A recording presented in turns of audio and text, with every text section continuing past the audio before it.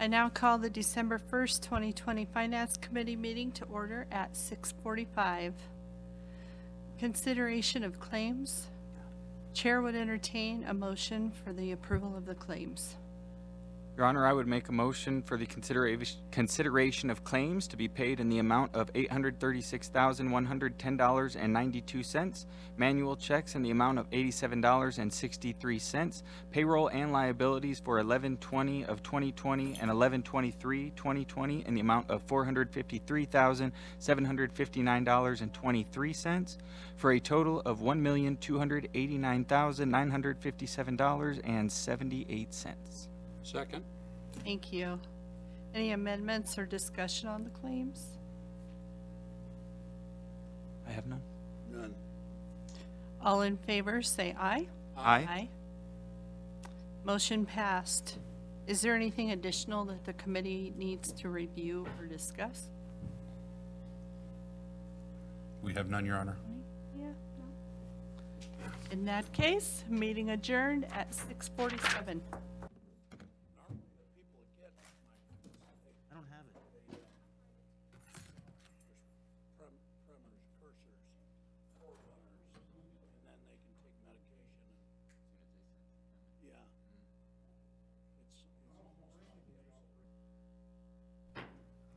I now call the December 1, 2020 regular meeting of the Riverton City Council to order at 7 p.m.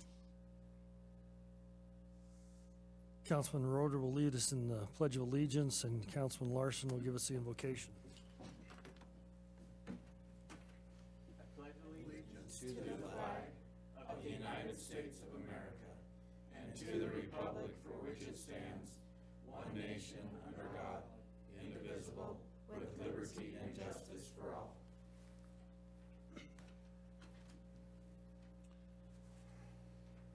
Our eternal Heavenly Father, we are thankful for this opportunity to meet as a council, to serve and to help the city of Riverton. Father, we're thankful for the presence of moisture that we so dearly need. Thankful for the opportunity to seek thy counsel in doing what is best. Father, we had asked that thou would watch over and bless us, that we might have thy insight to give us guidance, and we ask this humbly in the name of thy Son, even Jesus Christ. Amen. Amen.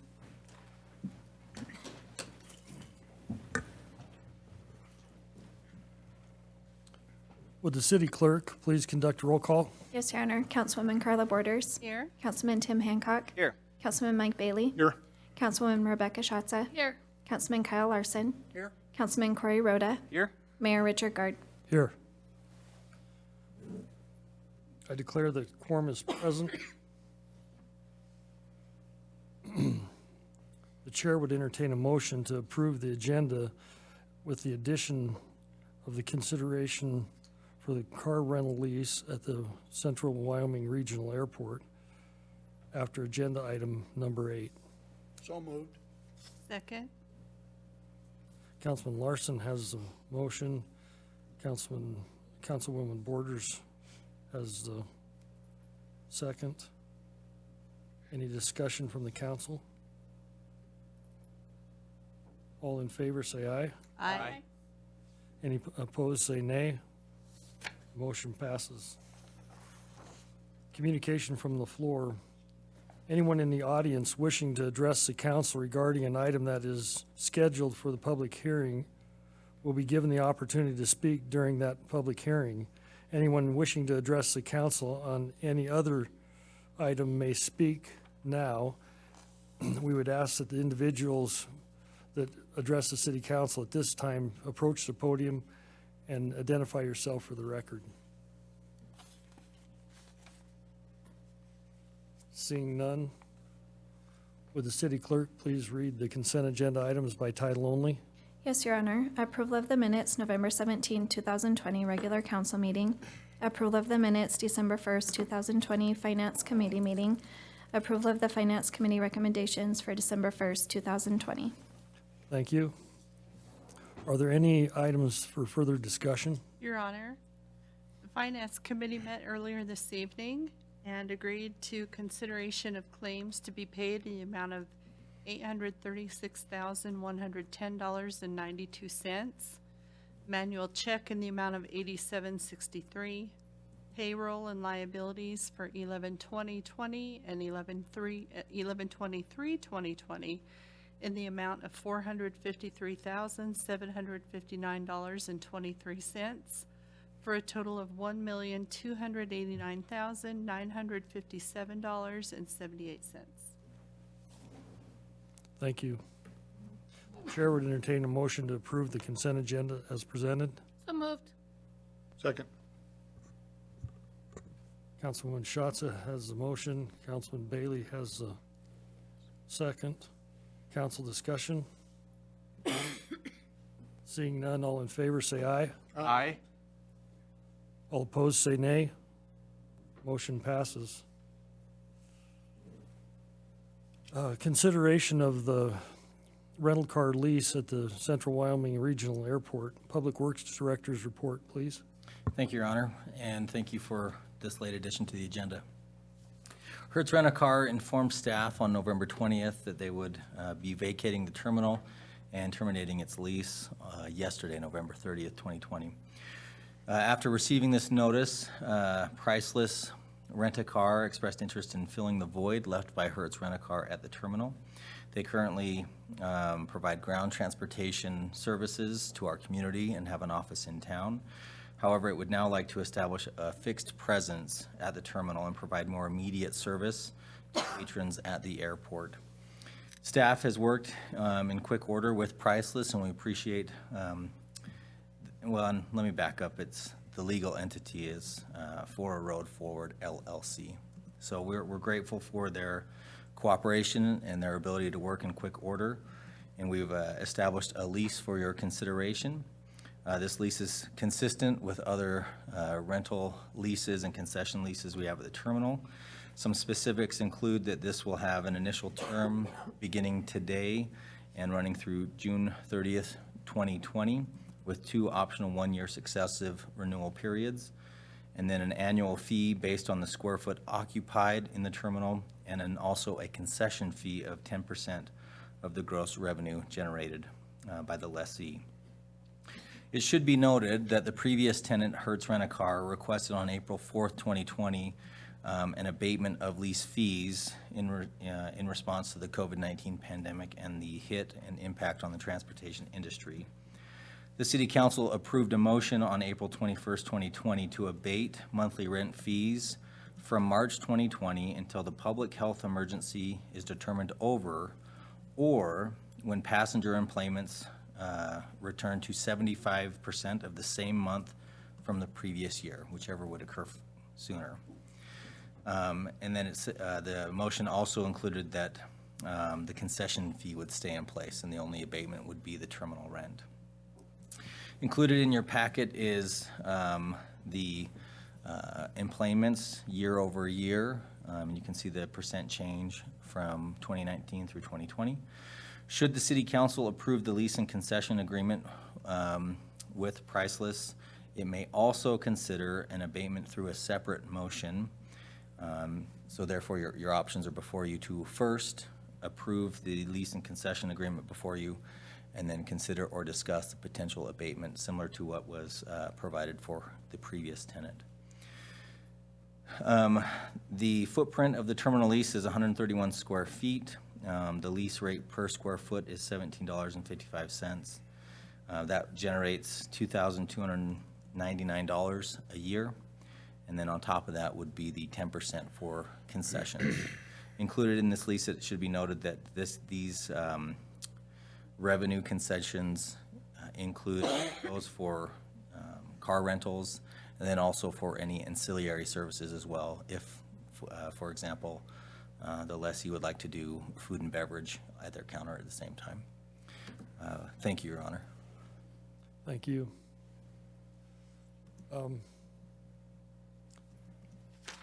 The chair would entertain a motion to approve the lease agreement between the City of Riverton and For a Ride Forward LLC. So moved. Second.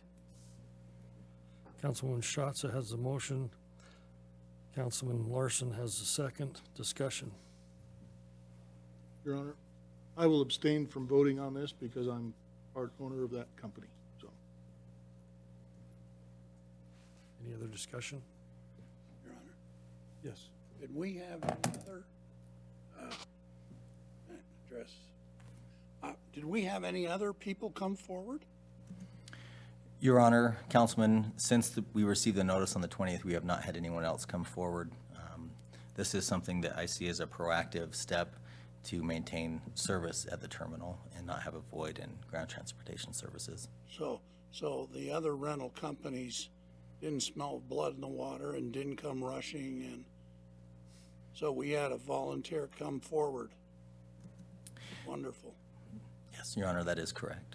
I believe we also have additional space if there is somebody that wants to join us up there. So it's not like they wouldn't be able to put in a bid and do that. Okay? Any other thought?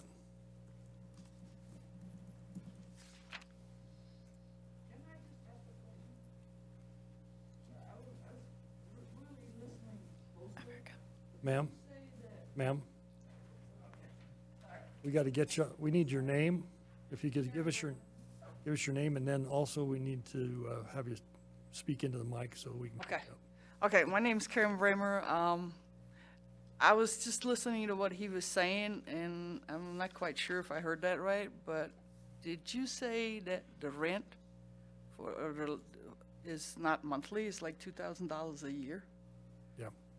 It is monthly, but it's figured, it's only 133 square feet of space, and the going rate at the airport that's been established prior to is, Kyle, you have it closer than? It's $17.55 a square foot. So it's a fairly congested, small spot. Okay. It's only 100, So, what, about it's about the size of, $200 a month? yeah. Somewhere in that neighborhood? Your Honor, that's $191.58 a month. Say again? $191.58 a month. Okay. I'm trying to picture the square footage on it, but it seems they're cheap. There's more space used in our parking lot, and there's a diagram on that. There's 2 spaces out there that in the parking lot that are going to be used that appear to be 6 cars in the forward one, and 1, 2, 3, 4, 5, 6, 7, 8, maybe 16 in the other. But our parking lot's free to park in. So that wouldn't, whatever they're using up back there wouldn't count Right. towards that. Your Honor, Yes. Seems like a hell of a deal, though. and if I may help with the question, this is a 2-part fee structure. So the lease includes the square foot space, but then also a 10% concession. So every sale made by the lessee requires. As far as payment. whatever car, let's say they rent 5 cars a day, you get 10% of that? Whatever that fee was, is that what you're saying? Yeah, so the business transacted in the space, there's a 10% concession fee. In previous fiscal years, that concession fee has generated $31,000, $33,000, $33,000, $26,000, and $37,000. That's still a hell of a steal, though, to be honest with you. Because if you go to any kind of mall or whatever, or AFIS, for instance, and you get like a little table, they'll charge you 20% off the bat right there. And that's plus the table fee and everything else, and that's by daily basis. That's why Riverton's such a good place to live. I'm not saying I don't like it here. It just seems they're cheap. And then the part as far as, are you excusing the rent for the COVID month? Yeah. Is that what he said? Yes. I'm just making sure that I actually understood the way, because I was really listening close, and I'm, according, with this part here, you really not quite sure what else you're talking about unless somebody actually gets into it. So anyways, why would we do that? Well, we I mean, still- I have to still pay my mortgage during COVID and no COVID. Everybody else has to pay their rent and everything else. Why would we do that? well, I mean, There's are we so gracious and spendable and stuff? I mean, we're raising stuff on one side to accumulate more money, but then we're throwing it away on the other hand. I mean, where's the logic in that? there's a Sorry. there is a scale in our, a spot in our usage that shows us where, when March hit and when the COVID months came in. And the usage dropped to 5% in April, 18% in May, 3% in June, and then it started back up in July to 73%. August is 103%, September is 115%, and October is 92%. So we will have to have that discussion to see if that's something that we want to do. But it looks like the last 3 months, we were awfully close to the yearly average. So I don't know what council will choose to do there, but the reason that was in for the other, Hertz had that option. Well, nobody really rents with Hertz, because Hertz is one of the most expensive there's out there, really. It wouldn't surprise me. I would never rent from them personally anymore. I've done before, and I would never do it again. But that's a whole nother ballgame. But here's what I'm saying is if you're going to forgive rent, you're going to forgive rent. A lot of these businesses, too, that were hurt to those, they wind up shutting down and not getting the kind of money they do. I mean, the bottom line is still a business. Sure. So, why should they get privileges and say, okay, well, we'll squash the rent, but you just pay the other part? The deal is this and that. And you can't, with the, what'd you call it, concession part or the 10% thingy? Obviously, there's not much money into that, because if they're asking for the rent forgiveness, basically, they didn't have a lot of business, right? So it's hurting you on both sides then, because you don't get as much money from the 10% thing, nor are you going to get the rent. So why would you sit there and forgive them? Because that's the case, then you should do a lot of other landlords should start forgiving stuff. As far as or reduce the rent or something, a lot of the other business. Kyle, could you go back over those revenues? Yes, Your Honor. So, speaking historically, for the 10% concession for the rent-a-car business at the terminal in fiscal year 16, the generated fee was $31,251. In the next fiscal year, which was fiscal year 17, $33,728. Fiscal year 19, $33,365. And that was 18. In fiscal year 19, $26,003. And then last fiscal year 20, we had $37,527. So in 20, the city, now we're the city, we collected $37,000, and then we would have collected another $2,200 in rental space on that.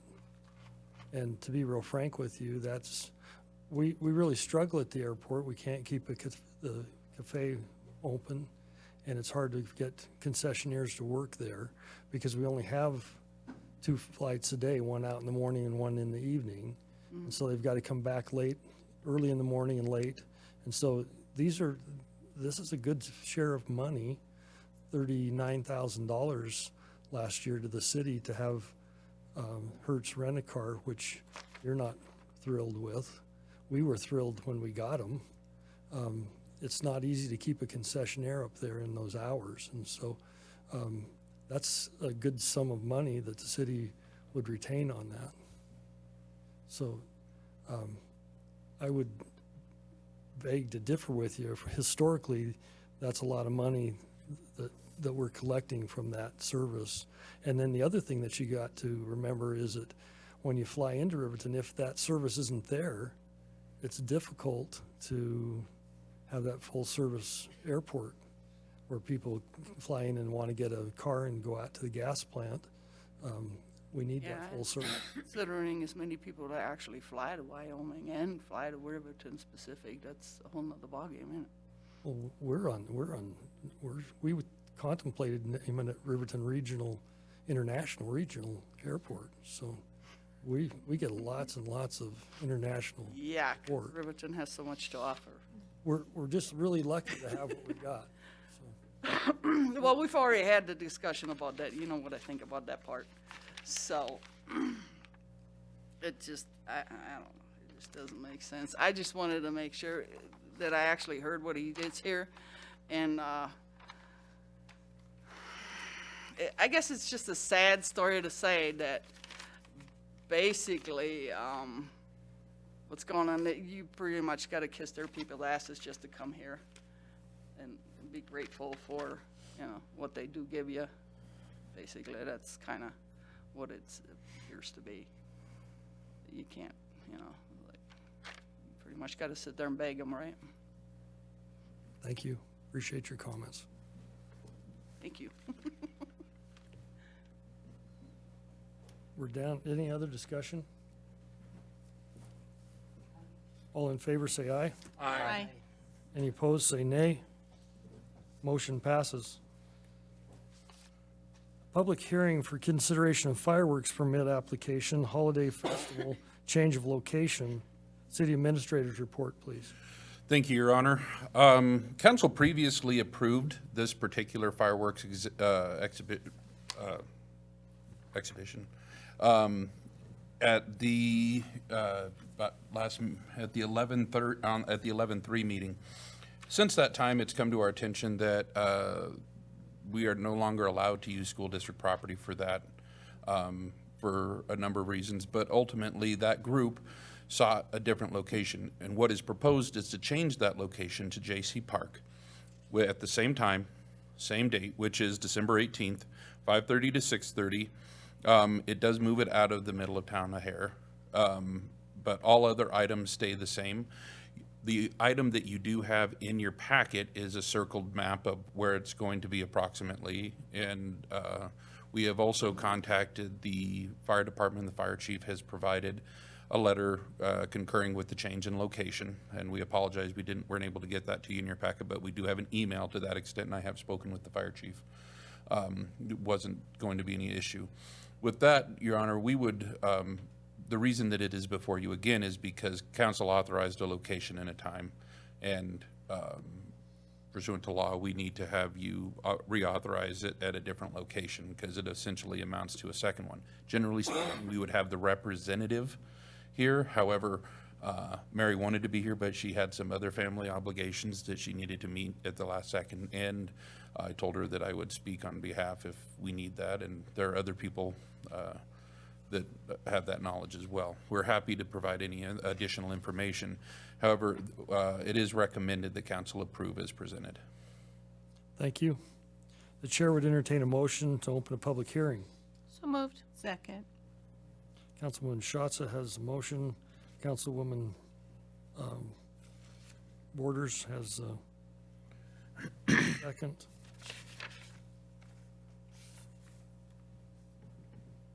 Is there any further discussion? Just so everybody is right on target, this location is between the Babe Ruth baseball field and the J.C. Park in the parking lot of that location. Is that the red circle? That's what we're talking about? Yep. Do we have any close residential Well, the overlays? court's the closest. Across the street is the school. So we do have residents that are just east of the baseball diamonds. So they would be the closest ones. Your Honor, comparatively, I believe that compared to the previous location, this is spaced out from houses more than the previous one, because the other one would have been closer. And it's open, there's not a bowl there, it's just as, It's flat. It's actually rised. we don't have a fire combustible something close by. Well, with this snow, it's pretty hard to light snow. We're wetting it all down in advance. There's fire protection there. There's fire hydrants, and the baseball diamond's probably 10 feet lower in elevation than the park. So this is a good place. I think it is. That's what they're asking. You guys, if you think it is. Your Honor, Yes. as a point of order, you have a motion and a second on the table to open the public hearing. Oh, excuse me. Thank you. Thank you. Appreciate it. Sorry, thank you. We're voting on the public hearing, so all in favor, say aye. Aye. Any opposed, say nay. Motion passed. I now declare the public hearing is open. The hearing will be conducted in accordance with state law and with other applicable laws. I would ask those individuals wishing to address the council to approach the podium and to identify themselves for the record.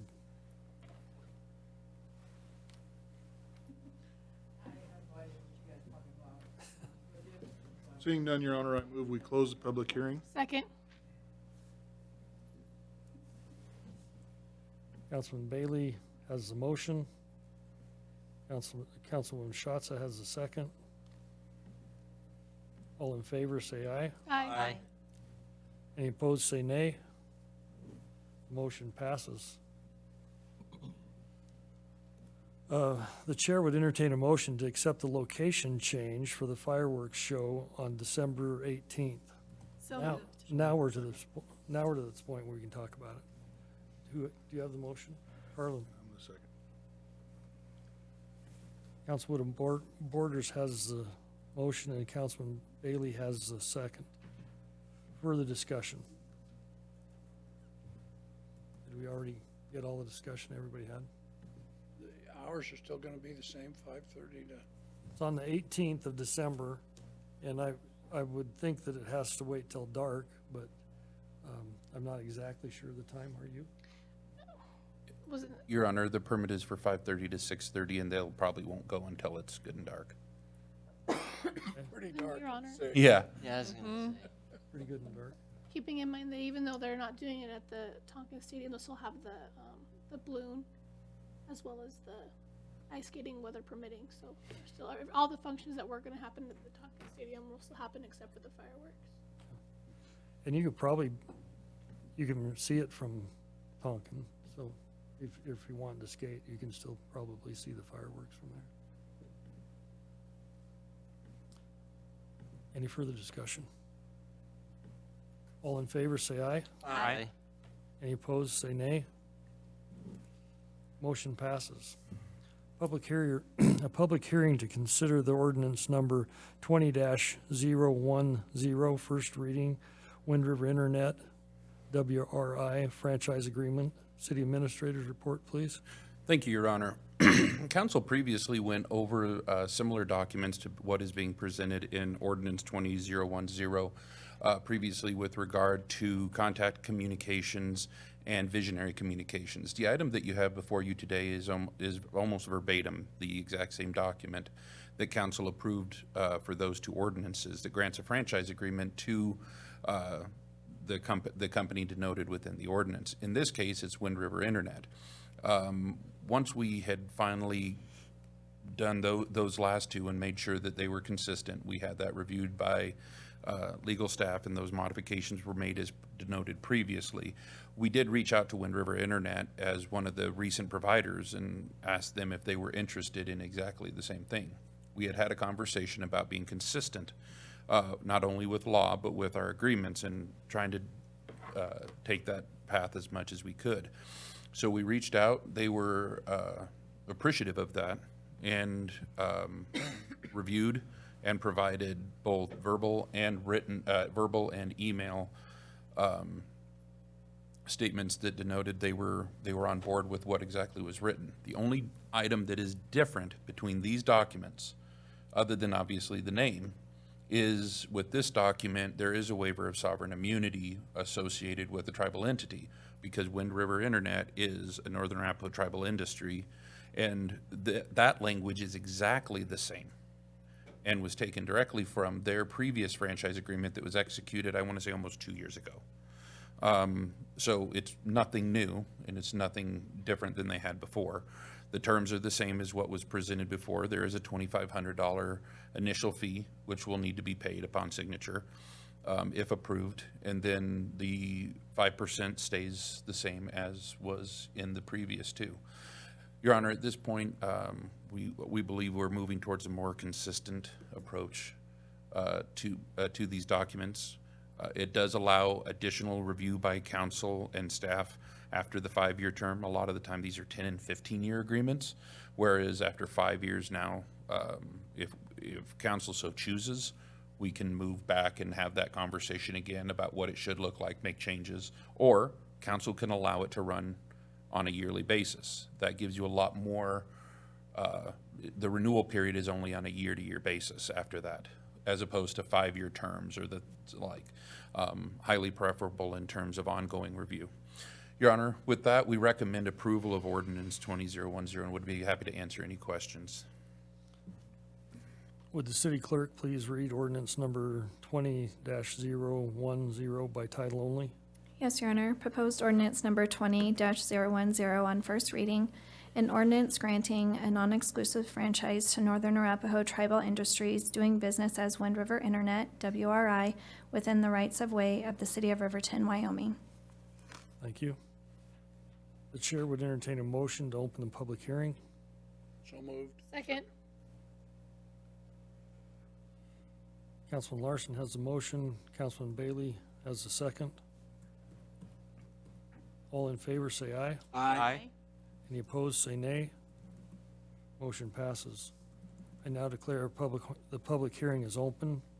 The hearing will be conducted in accordance with state statutes, with other applicable state laws. I would ask those individuals wishing to address the council to approach the podium. Identify yourself for the records. Seeing none, I'd entertain a motion to close the public hearing. So moved. Second. Councilman Bailey has the motion. Councilman Rhoda has the second. All in favor, say aye. Aye. Any opposed, say nay. Motion passes. I now declare the public hearing closed. The chair would entertain a motion to adopt ordinance number 20-010 on first reading. So moved. Second?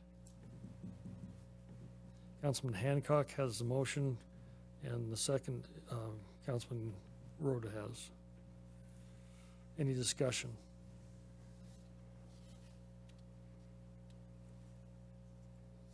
All in favor, say aye. Aye. Any opposed, say nay. Motion passed. Public hearing and consideration of ordinance number 20-011, first reading, Riverton Municipal Code update for Riverton Regional. Public Works Director's report, please. Thank you, Your Honor. The ordinance before you really ties to the action taken on August 18th, 2020 through Resolution 1421 to change the name of Riverton Regional Airport to Central Wyoming Regional Airport. Basically, we have some out-of-date references that just need to be cleaned up and updated. Specifically, Riverton Regional Airport, Riverton Municipal Airport, and Riverton Airport. Each of these references will now say Central Wyoming Regional Airport. With that, there are really no budget impacts on this outside of the cost to do the recode, so the codification costs. And I will stand for any questions should the council have any. Thank you. Would the city clerk please read ordinance number 20-011 by title only? Yes, Your Honor. Proposed ordinance number 20-011 on first reading, an ordinance pertaining to all Riverton Regional Airport, Riverton Municipal Airport, and Riverton Airport references throughout the Riverton Municipal Code, and repealing all ordinances or parts of ordinances in conflict therewith and providing for an effective date. Thank you. The chair would entertain a motion to open public hearing. So moved. Councilman Rhoda has the motion. Second. Oops. Councilwoman Schatza has the second. All in favor, say aye. Aye. Any opposed, say nay.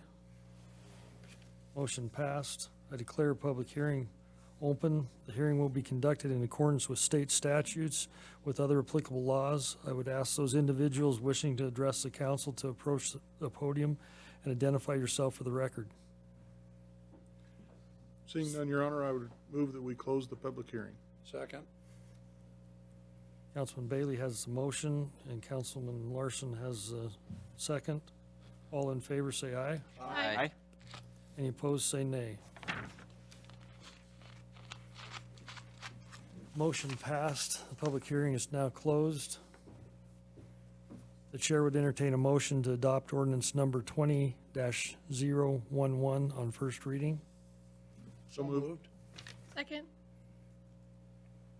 Councilman Larson has the motion, and the second is Councilwoman Schatz. Discussion. Seeing none, all in favor say aye. Aye. Any opposed, say nay. Motion passes. Resolution number 1423, establish street closure fees. Public Works Director report, please. Thank you, Your Honor. The City Council recently adopted ordinance number 20-008, updating Title 10 of the Municipal Code. As part of the update, new language was included to support the new permit application and make clear the city's expectation of individuals and organizations desiring to affect traffic and to close streets. As part of the update, it states, the fee for such closure shall be set forth by the City Council and may be modified from time to time by resolution. Resolution 1423 falls in line with this recent code change. Currently, the City of Riverton implements a number of permits and fees for special events. These permits and fees allow individuals to restrict or impact public spaces intended for the use of the community at large for their own specific purpose. They also address a portion of municipal personnel and material costs required to support the permitted activity. These permits include a parks reservation fee. Currently, that fee is $30. Alcohol permit fees, which range from $25 to $50. A loudspeaker permit, which is a fee of $25, and a fireworks permit, which is $25 as well. Resolution 1423 establishes a fee of $50 for gatherings or events affecting public streets, alleyways, easements, or rights-of-way within the city. Similar to the parks reservation fee, excuse me, it covers a small portion of personnel and material costs related to the permitted activity. These include the review and approval of a traffic control plan, delivery and use of city barricades, and the potential use of emergency vehicles. It also enables the restriction of rights-of-way intended to support the quality of life and commercial activity for the community at large, again, for a specific purpose. 1423 also allows the City Council to waive in part or in full the street closure fee when the gathering or event is considered a benefit to the community at large. By adopting this, there is a minimal budget impact. Basically, anytime there's a street closure, it would include the $50 fee on top of any other fees or permits requested by the entity. City Council may adopt Resolution 1423 as currently written, amend it and adopt it, or not adopt it in its entirety. Thank you, Your Honor. Thank you. The chair would entertain a motion to approve resolution number 1423. So moved. Second. Councilwoman Schatz has the motion. Councilwoman Borders has the second. Further discussion. Kyle? So if I close down the street, it's $50. If I'm catering, it's another $50. And if I'm having malt beverages, it's a third $50. Is that, am I right? Or is that just one? Your Honor, Mrs. Watson could probably answer the alcohol permit question better than I could. Your Honor, as the event permit is written, it would be a closure for each application that they're requesting. So if they're wanting to shut the street down and cater their bar outside of the licensed building, then they would have a street closure fee and a catering permit fee and an open container permit fee. And if we had a band and a That's loudspeaker? right. Okay, all right. My real thoughts are we covering our fractional costs to serve the public? That's all. We're not? Your Honor, when we consider the staff time and the material, no, we are not covering our cost. It does cover a portion, but it does not cover the entire cost. Okay, all right. But it's not excessive? Okay. Tim? And I think that makes sense. We're talking about when we're barricading streets, we've got the hourly wage for the folks that are going over there, putting up the barricade, spending the time going and getting the barricade, putting them in a truck that's going to have some small depreciation that's going to occur on that truck that's also going to be using fuel. Then they're going to go back and get the barricades back, and they're going to put them back in the shed, where they are using up space that could otherwise be used, so you could even say there's a rental fee on top of that. So I think anytime we're having to go out and put up barricades, $50 is a pretty good deal. Small amount.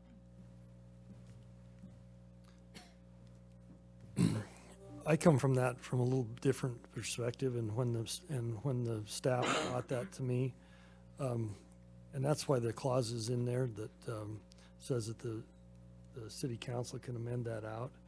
Lots of times, the activities that are happening on Main Street are all volunteer activities, and so when we had the festival the last time, there was a discussion on who's going to pay those fees. And by liquor, Kristen tells us that if you bring your bar outside your doors and put it on and dispense from outside your facility, then you have to pay that, and we can't waive that fee. That's just a reality. But if we have the merchants up and down Main Street trying to put on an activity to draw people, they really don't have an organization to assess that $50 at also. And so that's why I wanted that clause in there. If somebody's making money and wanting the street closed, if they're gonna have a dance and charge for it, most certainly they should have a fee to pay for that. But I thought it was important to get an avenue in there to make it so that if it is a true charity organization that wants to do that, we're not adding to their cost. So if we're lighting the Christmas tree down there and we're blocking off and diverting That's a good example, yeah. who pays for that? Christmas elf? Santa Claus. That's why I'm trying to say, and we do have Santa Claus with us, but he could probably pay. But if we change that, and that's why I wanted that piece in there, that for those activities, if the council deemed that to be a proper, we would waive those fees. And we're really fortunate because the city employees, out of their own initiative, went out and put barricades on a trailer, and the trailer easily hooks on and pulls to the site, and this isn't without problem, because if you barricade off the Cedar Bar and Ralph's gets barricaded without their permission, then we have conflict. But at that time, those guys are charging for what they're doing. They should be charged for that service. And that would these would only apply, and Tony, you'd have to tell me, would those organizations have to come before the council and ask for those fees to be waived? Or can you do that administratively?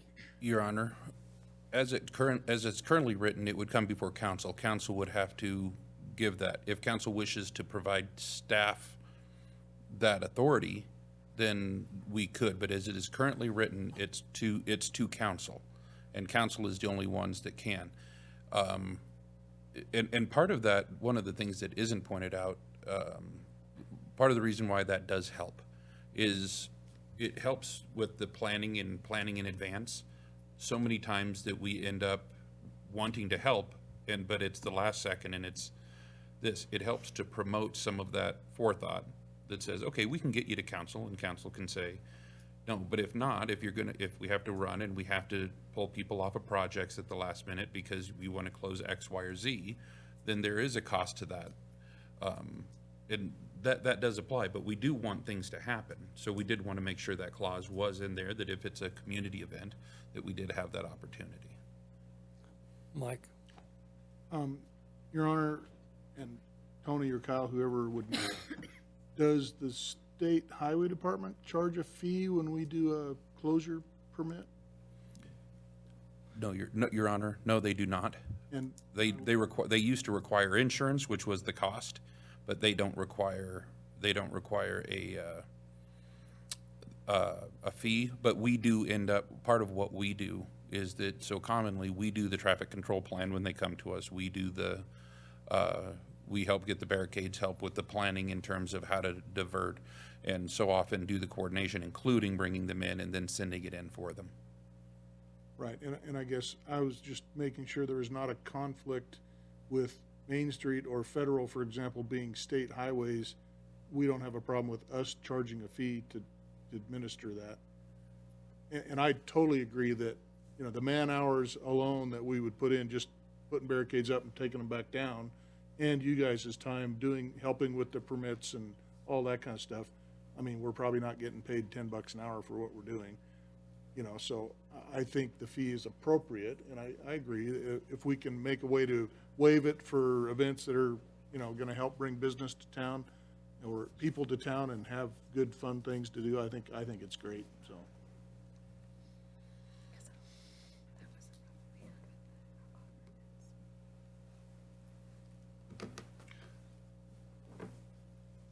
No, Your Honor, we're okay. We're thinking through something, sorry. Anybody else? All in favor, say aye. Aye. Any opposed, say nay. Motion passes. 56, the 56 permit presentation, city administrator's report, please. Thank you, Your Honor.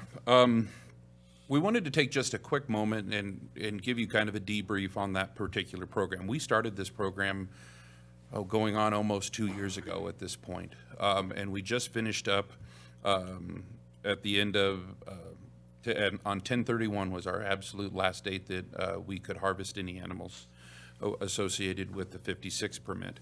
Our permit, we had to do a count leading up to it. We've had this conversation over and over, and we did give ultimately a number of updates.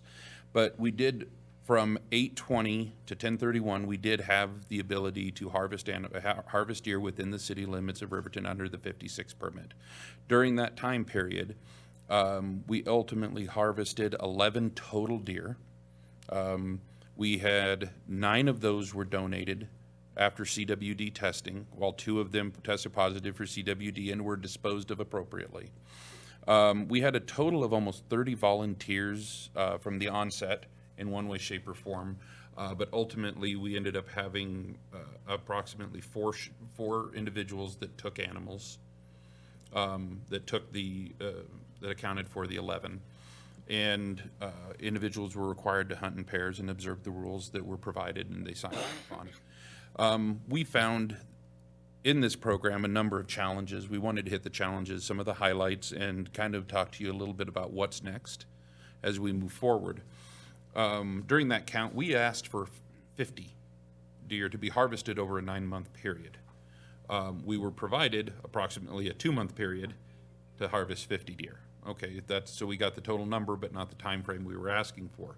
A large part of what we were trying to do when we developed the timeline that was proposed is knowing that we were going to have to develop rules, start getting volunteers, find land. There's a number of those items. So when it was turned around and we were given the 2-month period during hunting season, even though we had applied for outside of hunting season, we had to move a little quickly. And to everybody's credit, a lot of staff went into that review and that discussion on an ongoing basis.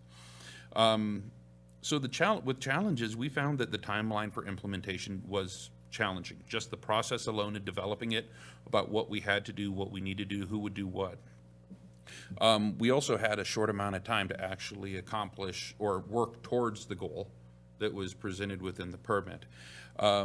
You have to recruit participants. One of the challenges that we have is that we originally thought we would begin at least using our law enforcement officers. But as we all know, our law enforcement officers are relatively busy, and I understate that a great deal. As such, we moved more towards volunteers, and we're very thankful for having them as part of that program. We did have a number of volunteers. We had some good interest and some very talented individuals who had a lot of knowledge that they brought and they applied. The other challenges that we had to do with land access. One of the things to remember with this program, this is an urban deer reduction program, which means your activity happens within an urban setting. So there's some challenges there. Finding land that is appropriate, that is relatively safe, that we can, and then that get deer on, trying to line those things up is not at all easy. And a lot of people did really good work on that. And we are appreciative of the landowners who helped us by allowing access to those properties. They were all very good to work with, and we appreciated it. Some of the other items that became challenges to overcome the testing. We had to train people how to test, and if anybody's ever taken lymph nodes from a deer, it's not as easy as a lot of people would suggest. Once you get, I think a lot of people got really good at it really quick, and everybody who ultimately did it was successful. Nobody, to my knowledge, had any, at the end of the day, nobody said, well, you accidentally grabbed this instead of this and we can't test it. We have tests that came back on everything. We also had the potential the cost of hang time. Now, some of the individuals helped mitigate that by hanging on their property when it was cold enough, and we're appreciative of that too. But we also ended up paying a small amount for the hanging of those animals while we waited for that CWD test. And ultimately, we also had to develop a donation list, and that was probably one of the easier ones, but still had to be done, and we had to try to do that in an orderly fashion. Ultimately, there was a lot of work involved. Anybody who's ever shot an animal and had to dress it and then had to take it to hang knows that that's when the work starts, is after the shot. So on 11 different occasions, individuals, sometimes with multiple animals, had to go through that process, and they were volunteers, and they were putting in that work.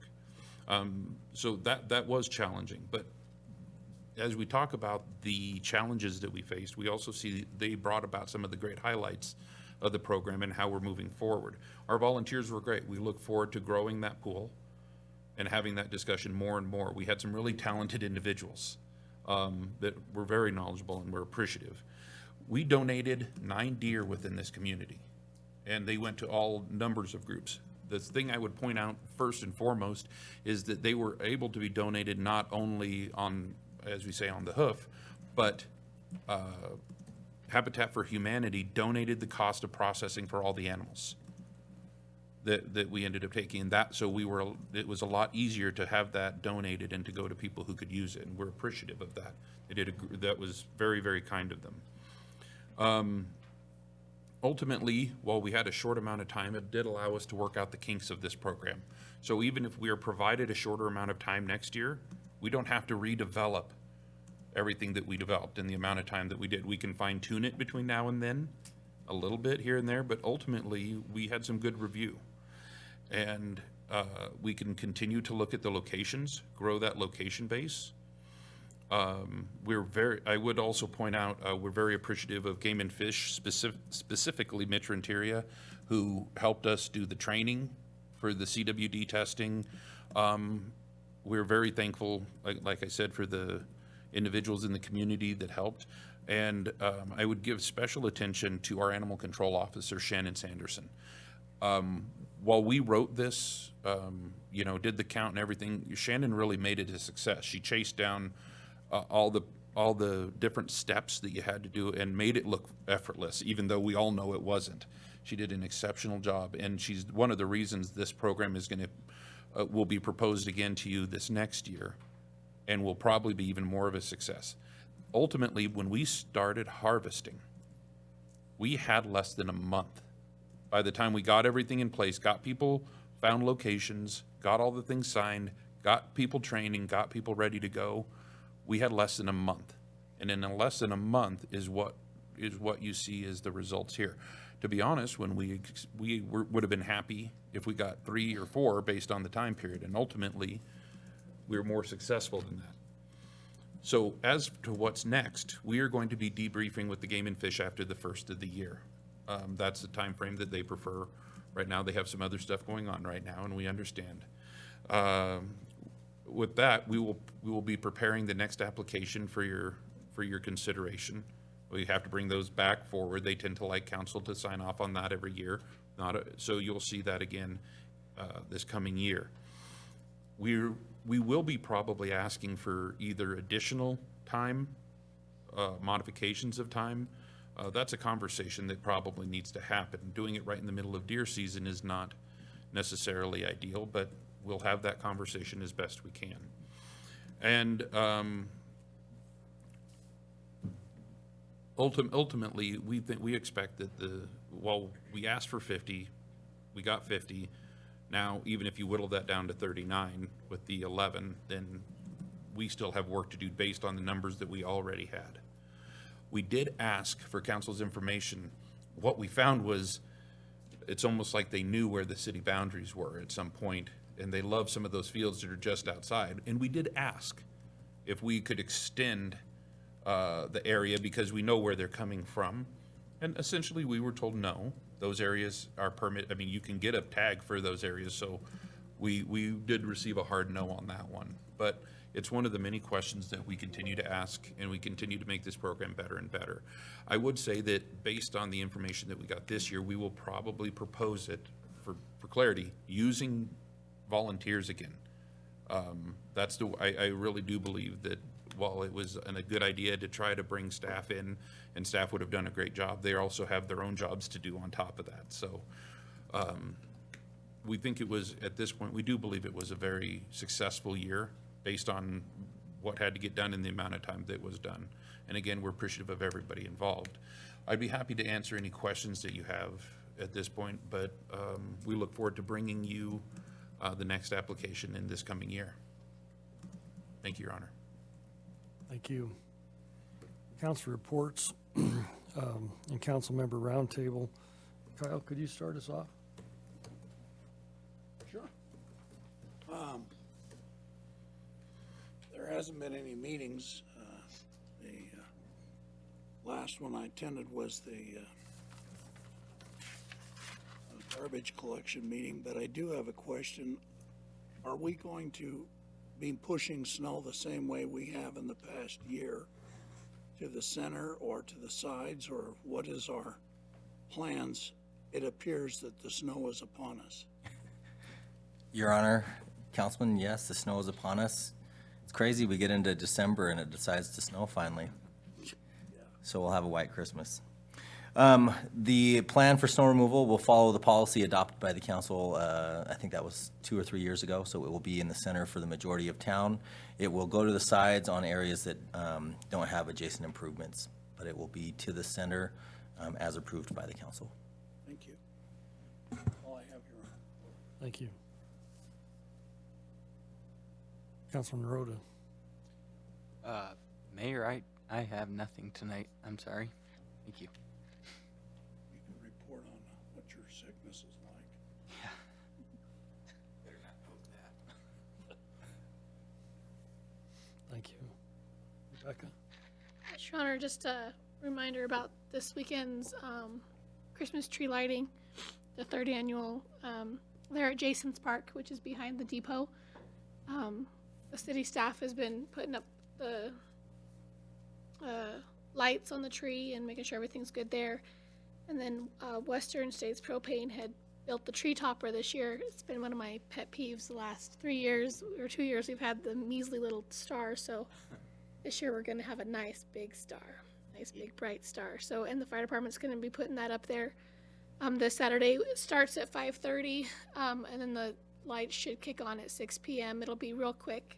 It's supposed to be like 20 degrees warmer than it's been the past 2 years too. So that's a huge deal because it's, yes, it's been about -8, I think, the last couple of years. So, and then we're going to have some music there. Corey's got his DJ stuff. And so hopefully our equipment holds out for the hour or so that we're out there. And the JCs have volunteered to do cookies as well, and they'll be individually wrapped, for COVID precautions and that type of thing. So the depot will be serving up hot cocoa. So just if you can get your family out and about for a little bit, come out, check out the lights and the festivities, and then carry on with your rest of your holiday season. But other than that, Your Honor, that's all I have. And that is, what's the date on that? This Friday or the Saturday night, starting at 5:30. If I could just check, are we allowing people to put their own ornaments? Are we encouraging them to We- bring ornaments? Yes, just like we did in the past. Sorry. Did they have to bring a ladder or just down low? They were just down low, but it was still awesome. You didn't have to climb to get them down last year. So that's the 5th. It's this Saturday, the 5th. We bring our own ladder? Can we put them up higher? Sure. So we got to bring a ladder to take them down. So Shot.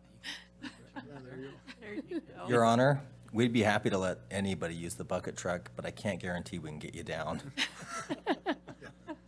Only up, not down. Had to belay out, huh? Councilman Bailey. Thank you, Your Honor. Again, I did get to attend the airport board meeting, and again, the airport's steaming right along. Our October boardings were a little bit down from 2019. Again, I think a little bit of it was COVID and that kind of stuff. So in September of 2019, we were at 663, and 2020 September was 761, so it was up almost 100. And in October, it was 753 against 693, so down about 60-something. So again, I think we're holding our own pretty well. So, I mean, it's exciting to see the airport being used, and you know, we've got that big 50-passenger jet that's direct flight right from Denver from here, and so it works out really well. My wife and I were very happy that we could go out and visit our new grandson out in California. In between the time California got opened up a little and then closed back up a little, and so we got to go out there and enjoy that. And it was great to be able to fly right into Riverton, get in your car, and 5 minutes later be home in your own bed after, you know, being gone. So it's awesome. And the cost was no different than flying out of Casper. So, I mean, it really was basically the same. So that's really a nice feature for the airport. So also, as I'm sure most people have read in the newspaper, that the school district is applying to the state for funds to tear down the old high school building around Tonkin Stadium. And so the Riverton Ambassador Group met with some other people in the community to talk about possible options of what we could possibly do with that site. And so there's some things being kicked around, and again, there's a huge amount of sentimental value in Riverton around Tonkin Stadium. A lot of us have been there for, it's been there for a long time. My father, in his high school FFA class, actually planted the grass on the football field on that stadium after it was built. So it's been there a long time. A lot of people have played football and a lot of other things in that bowl.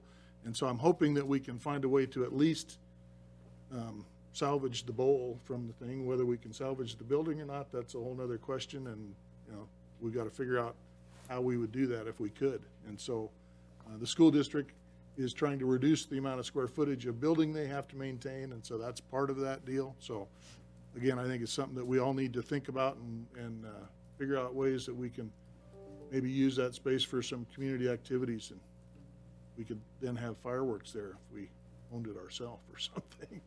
So, and then of course there's lots of stuff going on this month for the Christmas season. Like they've talked about, we're having the tree lighting starting the 5th, and there's other activities going on for the next few weeks. And so I would encourage everybody to look on the Chamber of Commerce site, and there's a Riverton Holiday Festival site, and the theme is sort of no place like home for the holidays. And so if you hashtag that after your comments, it goes onto that holiday site. And so there's a lot of neat things going on. They're doing a raffle, and there's Stuff the Bus with toys and all that kind of stuff. And then CES, again, they had canceled the Festival of Trees. They usually have a big banquet and have the trees and do auctions and all that kind of stuff. And so they're doing that online, basically. And so the trees are going to be put up this week. Everybody's supposed to have them up by the 5th. And those trees are going to be around in the different businesses in town. And so you can look on the Community Entry Services website, and they have where the trees are, and you can bid on them online. And again, go around and visit those different businesses and look at all those trees. So we're hoping to keep the holiday season and support, a really wonderful organization that does a lot of great things in our community. So, thank you. Tim? I guess the only thing I would bring up is I hate the names that every day has to have for this weekend. You've got Black Friday, Small Business Saturday, something Sunday, Cyber Monday. Giving Tuesday. And that's what I was going to bring up. Today is actually Giving Tuesday, which of all of them is probably the most important one in my opinion. I think it's a good time to be thinking about the needs of the different organizations that we have in the community, typically staffed by volunteers, people that aren't accepting any money for the work that they do that makes the community great. Recently had learned that Riverton, in terms of the percentage of the income, is, Wyoming is one of the top states in terms of the amount of income that people actually provide to nonprofits and that sort of thing, which I am quite proud of. I think that's awesome.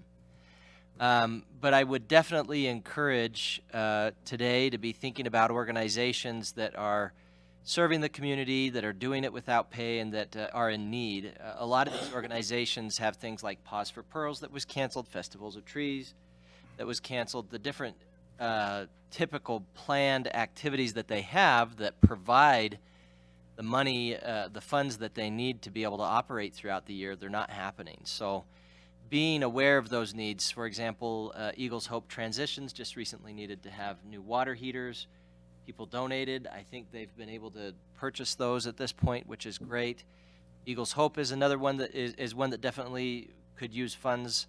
Pause, as I said, because they haven't had their typical fundraising that they've been able to do. CES.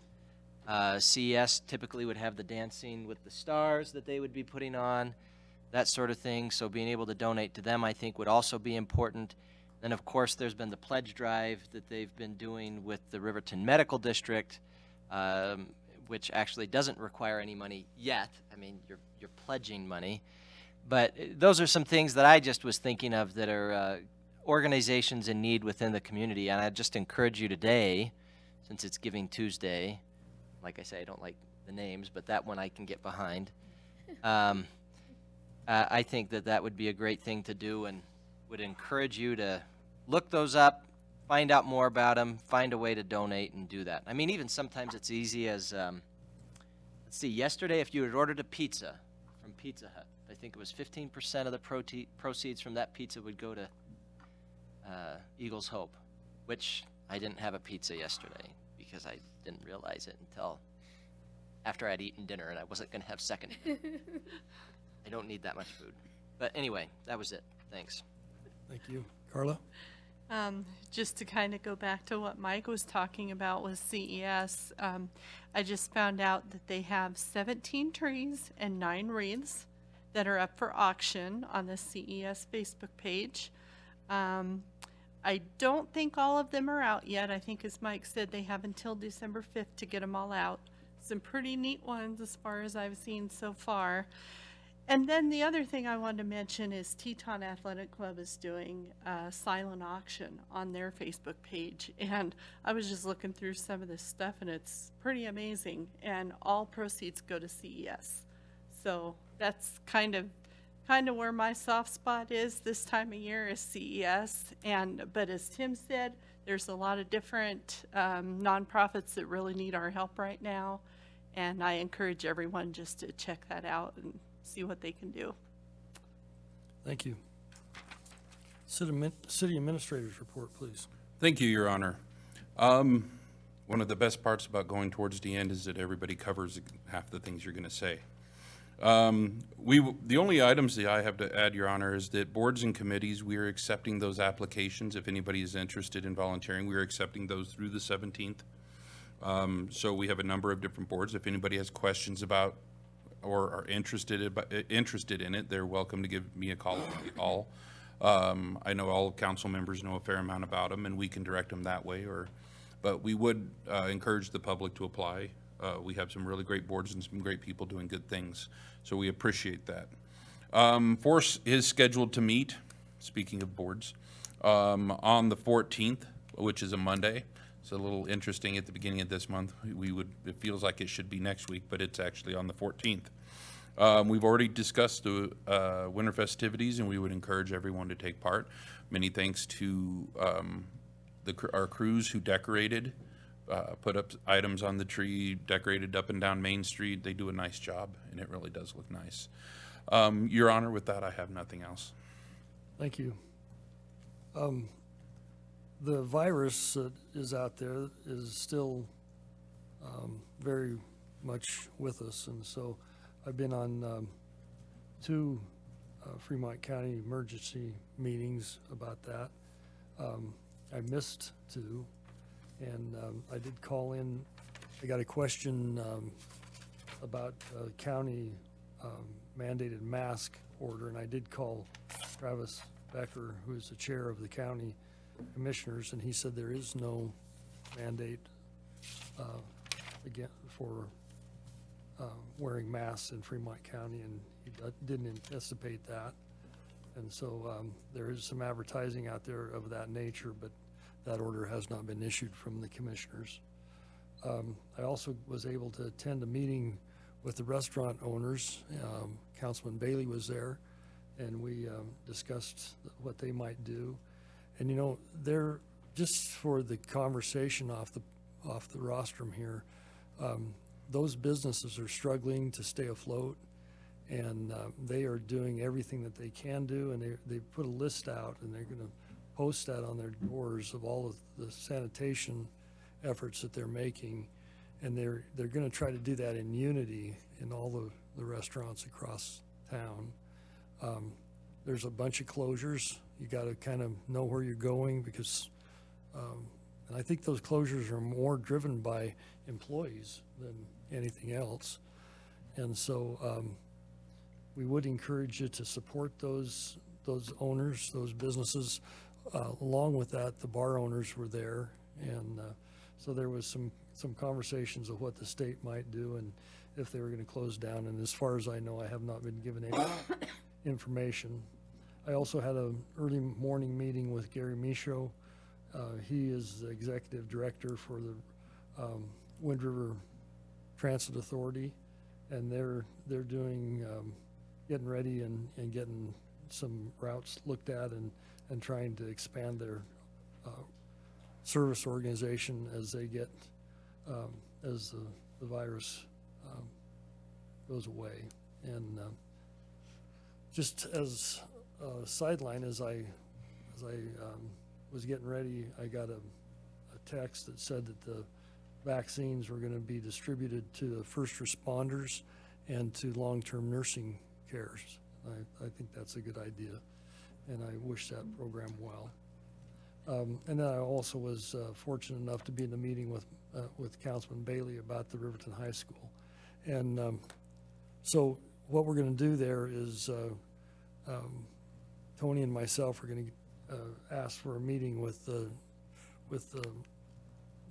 school administrator, Joanne